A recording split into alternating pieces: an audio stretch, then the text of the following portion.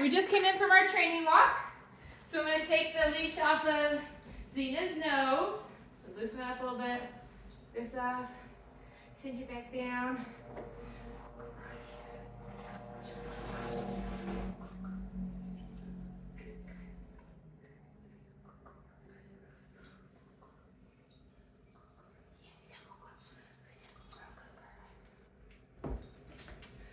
All right, so we have our free play where Xena got to play outside. Free play is your fenced-in backyard, or a dog run, or sending them to Rough Life, or a dog park, somewhere where they can get those wiggles out, right?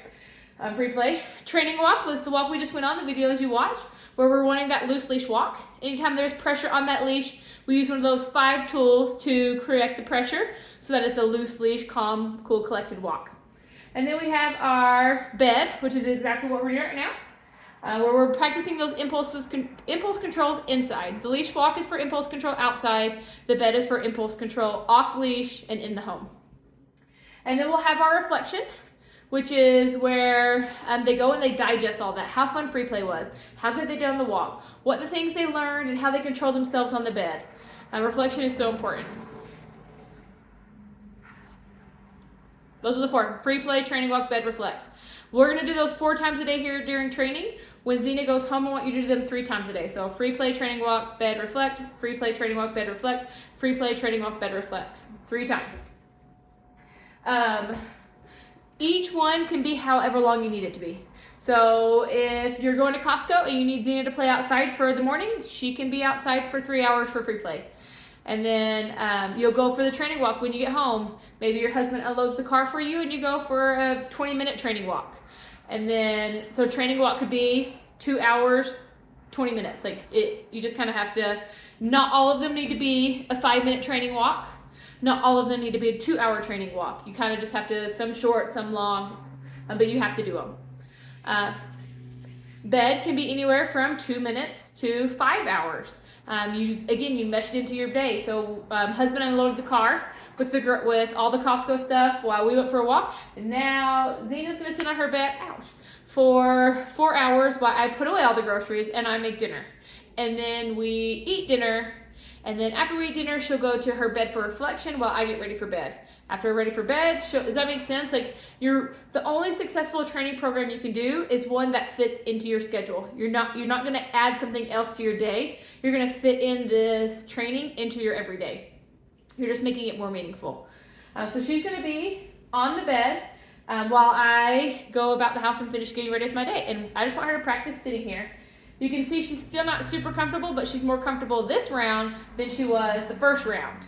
And it'll just get more so and more so and more so, which is really awesome. We really want them to learn that this will be Xena's sanctuary. We'll feed her on here. She'll get loved on here. We want this to be her happy, safe place, right? Like maybe you have a bedroom or a closet or a man cave that makes you feel that way. We want this bed to be that for Xena. So months and months down the road, when she's earned the privilege to roam the home again, but there's this sketchy guy that came over to do the plumbing and she really doesn't like that guy, she will run to this bed and say, I might not like this person, but I now trust my parents and I have this safe space, so I'm just gonna sit here instead of running and barking at them, or whatever that is, right? So this safe space has to become that. It can't be the couch, it can't be by the sink, it can't be those places, because what if those scary people go into that place, right? We want the bed to be her safe place. I don't know if you can see it, she's actually falling asleep. Oh, I talked too loud. Now her eyes are wide open.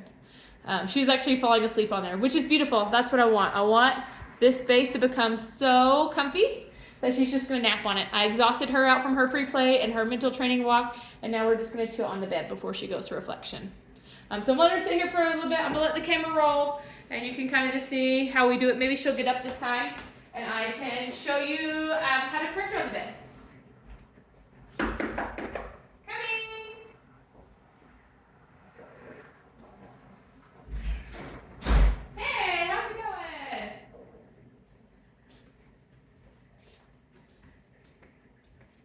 She'll get off eventually. We can show you how to do it. You're being too good. Hey, how's it going? Sure, come on in.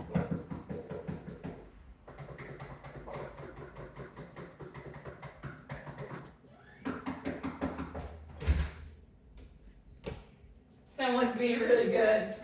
Someone's being too good. You're being too good, huh? You're being too good, huh? Yeah.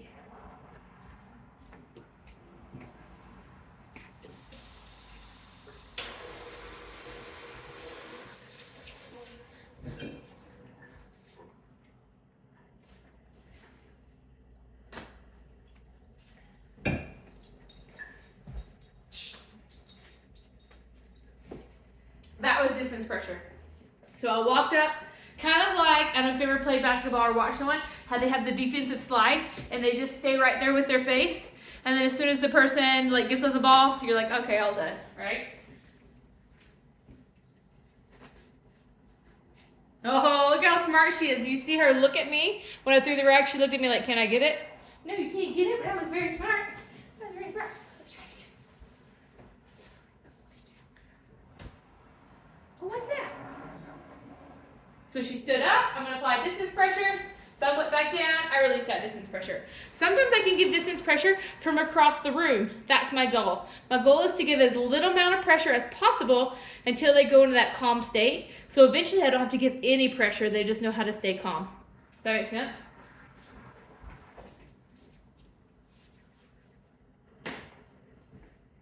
And she's doing so good.